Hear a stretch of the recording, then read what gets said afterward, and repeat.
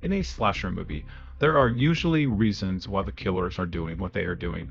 Sometimes it is to seek revenge on someone, and in others it could just be that the killer has finally hit that breaking point, and they are ready to go apeshit on everyone they encounter.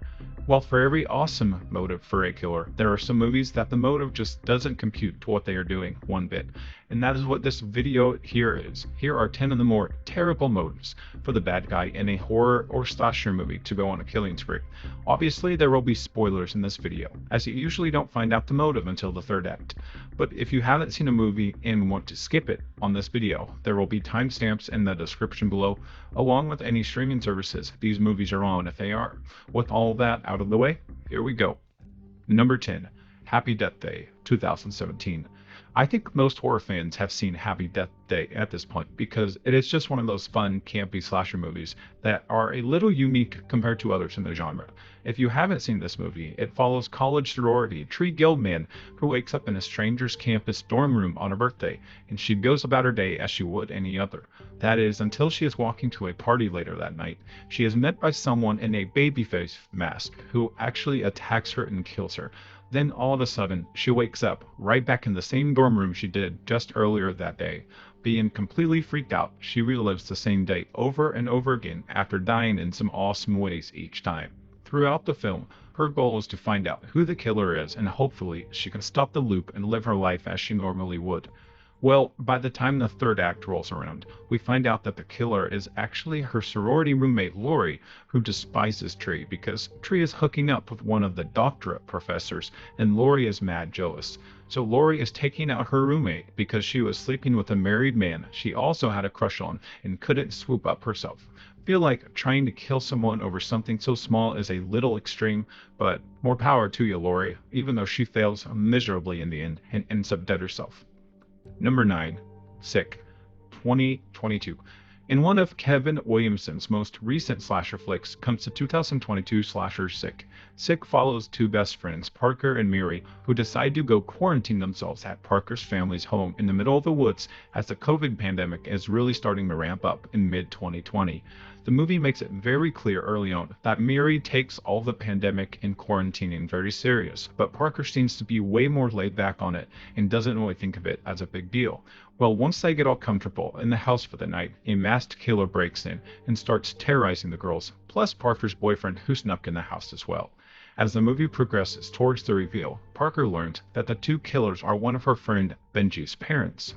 Benji recently passed away after contracting the COVID virus because this was before the vaccine, and there are pictures floating around on Instagram where Benji and Parker were kissing right before his death. So Benji's parents blame Parker for him getting the disease and dying, and they want to give Parker the same fate that she unknowingly gave Benji. While I understand the revenge aspect of the motive, I highly doubt Parker deliberately gave the disease to Parker, and there were still a lot of people in early 2020 that didn't quite know how serious the pandemic was, and I'm sure Parker fell right into that category, but I do understand wanting her dead. But her friend, what did her friend do? Number 8, The Strangers, 2008. If you have seen the original Strangers movie, you know how completely bonkers and ridiculous the motive is in this movie, as there is a famous quote that always gets brought up when discussing the movie. The Strangers follows a couple that is going through a rough part in their marriage and are sadly on the verge of divorce. After a wedding one night, they get back to their beautiful home out in the woods, but then they hear a knock on the door. They answer, and it is a little girl asking for someone they have never even heard of. Being a little weirded out, they go on with their night, but then 3 masked assailants break into their home and terrorize them all throughout the movie. Towards the ending of the movie, the couple ask the intruders why they are doing what they are doing, and the answer? They say because you are home. Like no true motive here, other than just being completely psychotic and seeing a couple that is down and making it even more of a hell for them because they were home. Just an absolute sickening motive for a horror movie killer, but I'm sure there are some bad guys in real life that have this exact same mentality. Number 7, Thanksgiving, 2023. The motive for this one isn't as bad as some of the others on this list, but I might be down on it more than most are. Felt like a cop-out killer, no pun intended. Thanksgiving follows a group of friends that just finished their Thanksgiving feast and decide to go out Black Friday shopping later that night. Since one of the girls' father owns the department store, they are allowed in before the huge crowd outside, and they start mocking the crowd because they have quicker access to all of the killer deals. Well, the crowd does not like this one bit and tramples over the security barriers, and once everyone is inside, people start dying. It is just one hell of a scene to watch. A year later comes, and a killer wearing a John Carver mask starts targeting all of the teens who caused the accident and isn't going to stop until they are dead and enjoy a sick Thanksgiving feast with him.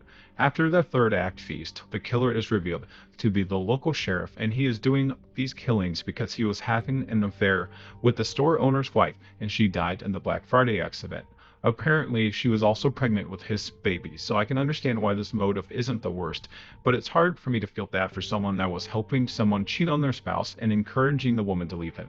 I kind of wish it was just the sheriff that would have been the one to die in the accident and not the wife if she was truly pregnant, but adultery is a cool, so I don't feel bad for him one bit. Number 6, Scream, 1997. This one really might piss off a certain fan base that happens to be one of the largest fan bases in the horror genre, and of course I am referring to Scream. I do want to say that I am a huge fan of Scream, and I'm at opening night for every single one that continues to come out. But it's not far-fetched to say that the motive in the original movie is over the top and kind of comical. We all know what the plot is for Scream at this point. A killer is on the loose in Woodsboro, California, and stalks Sidney Prescott and picks off all of her friends one by one until the climax of the film. During the reveal, we find out there were two killers. At the time was an insane twist, by the way, and one of them was Sydney's boyfriend, and the other was Stu, who was in their close friend group. But when they tell Sydney why they are doing what they are doing, Billy, the boyfriend, was wanting revenge on Sydney because Sydney's mom had slept with Billy's dad, which caused his parents' eventual divorce. Billy blamed Sydney for ruining his family, and while it could definitely be true, it's not a good excuse to go on a killing spree of a bunch of people who had absolutely nothing to do with Sydney's mom sleeping with Billy's dad. And Stu just joined along because he is a horror fanatic and Billy convinced him to do the slayings.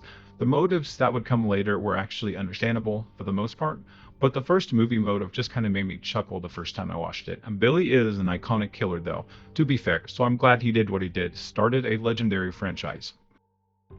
Number 5. Urban Legends Final Cut, 2000. Urban Legends Final Cut was a sequel to the 1998 film Urban Legend.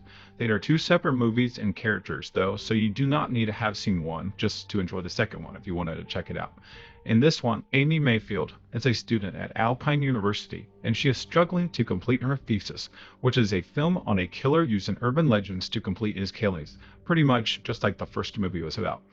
Once she gets it going a bit though, many of her crew members for the film begin to start dying one after another in very confusing ways, and she is on the verge of not being able to finish the flick. When the reveal comes around, we learn that the killer was actually her professor she was doing the project for, and he was jealous of the idea that she came up with, and he wanted to claim it for himself and make a movie that could go viral. Killing one of your students because they have a more creative mind than you certainly is an interesting choice to risk your life behind bars. Dude just isn't talented, and that is why he is teaching instead of filmmaking. People who can't do, teach. Number 4. Club Dread, 2004. I talk about Club Dread a lot on this channel, but that is probably because it is in my top 3 favorite slashers of all time. It is goofy and mainly just a satire of the genre, but I watch it at least a few times a year whenever I get bored.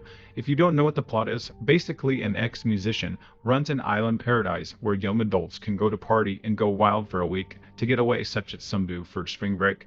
Once the ferry leaves after dropping the next batch of patrons, a masked killer begins to target all of the employees of the island, and he is making it known if they don't follow the rules, they are all toast. Employee after employee begin dying in gruesome ways, and it almost feels like the killings are personal.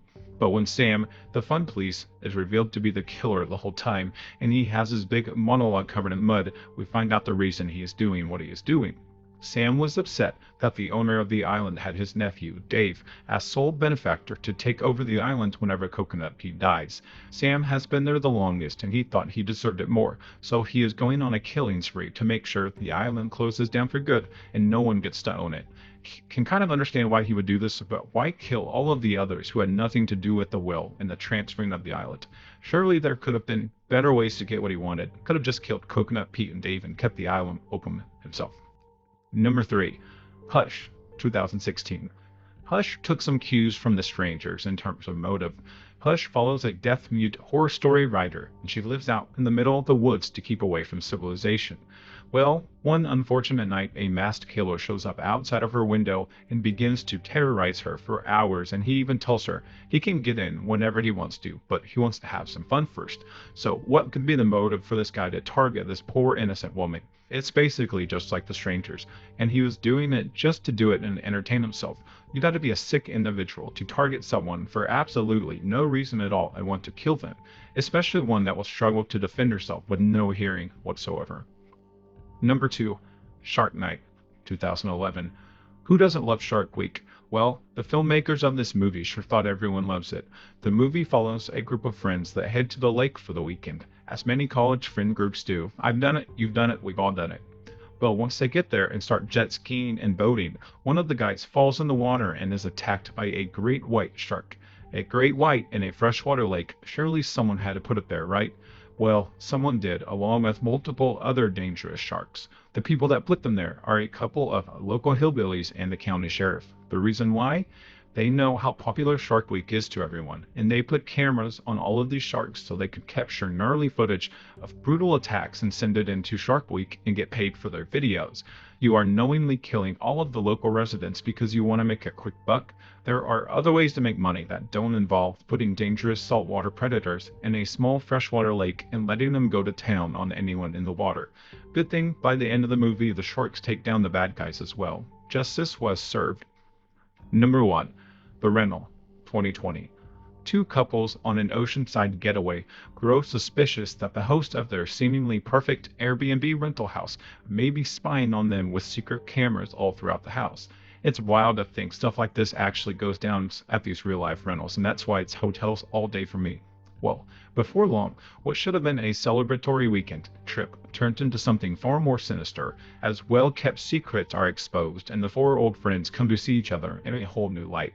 The renters start to believe that the owner of the house, Taylor, is responsible for this, but when they confront him, he has no idea what they are talking about. Then comes in the real killer, and he starts to take out everyone there. The killer is a random dude that goes around to different rentals and puts video cameras everywhere to spy on them without the renters or the owner knowing. The reason he kills them? One of the girls found a camera in the shower and wanted to expose the killer to the police, but the killer wasn't going to let that happen, and that is why he targets everyone involved. You gotta be a real low scumbag to put hidden cameras in a house and then kill people who saw it, just to cover up your creepy ass. And that is it for this list, friends. Any other terrible motives for killers in a horror movie? Let me know in the comments below. Thanks for watching.